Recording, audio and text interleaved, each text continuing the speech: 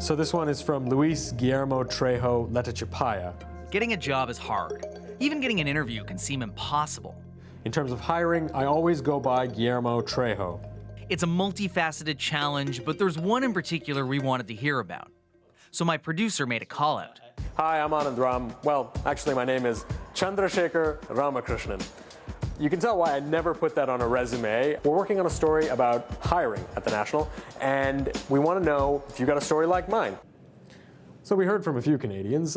Some change their name on resumes, some don't. Some don't change it on paper, but when they get to the office, they do it just so they have an easier time communicating. So this message is from Moishe Callow. Quote, I found that if I use my name on a resume, I'm much less likely to get a call for an interview than if I use an English name. Yeah, this one's from Anjana Kipfer. That's her husband's last name. Back in the day, I sent tons of resumes as Ghosh Dastidar, and most of the time, crickets. Sent same resume as Kipfer, got a call on the first one. Coincidence? Maybe. Sure, but there is Canadian research that suggests that maybe it's not a coincidence and that names do matter. Yeah, I mean, take a look at you and me. We went to the same school, have the same degree, but that Canadian research suggests that a Matthew is 39% more likely to get a call back than a Chandrasekhar. And just that one bias, names on a resume, was why a Toronto software company called Knockri was founded. I was extremely broken. I would apply to hundreds of positions and I just wouldn't hear back. And I said, hey, John Zip, maybe you might want to try changing your name on your resume to Jason. I changed up my name to Jason for a couple of the resumes, to Jay, Jamal, just try to test it out. And within 4 weeks, I got a job. But having to change his name in the first place, well, that didn't sit well with Ansari. He co-founded Knockri with a goal to reduce human bias in the hiring process so that no one else would be overlooked for something as irrelevant as a name. And not just a name, but race, gender, ethnicity, and sexuality too. I'm interested in consulting because of... When you apply for a job with a company that uses Knockri software, you're asked to record yourself answering a few short questions. That's where artificial intelligence comes in. We're essentially assessing verbal and nonverbal communication skills. We're taking a look at emotion, tonality, and speech, and exactly that relevance of that response as well. Knockri uses facial recognition as well as speech and language analysis. The algorithms look at several thousand data points to evaluate traits such as empathy, confidence, and a willingness to collaborate, what psychologists say can be predictors of a person's success. The algorithms score each candidate's performance, and employers get a short list of the most highly ranked. No names, no faces. Knockri says employees see 17% more candidates of color and 6% more women on average when compared to their previous hiring practice. It's an improvement, but some are skeptical that we can use AI reliably in this way.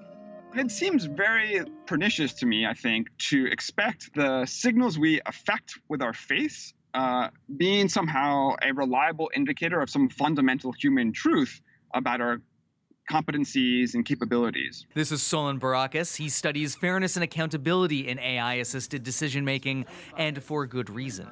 What is commonly believed is that by just automating some process, somehow you've now just eliminated the source of possible bias. But machine learning requires that you provide it with historical examples. The examples are going to probably feed forward many of the same kinds of biases that this system is ostensibly supposed to eliminate. We put that concern to Knockri.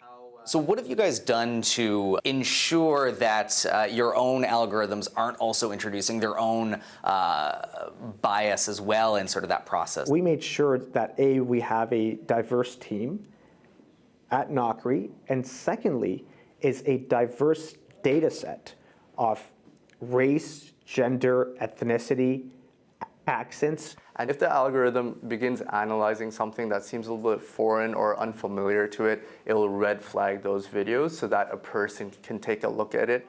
Knockri isn't the only company using AI in the hiring process, but even if the technology works as promised, it's only part of the puzzle. As for what happens after someone's been hired... Are we ready to receive them?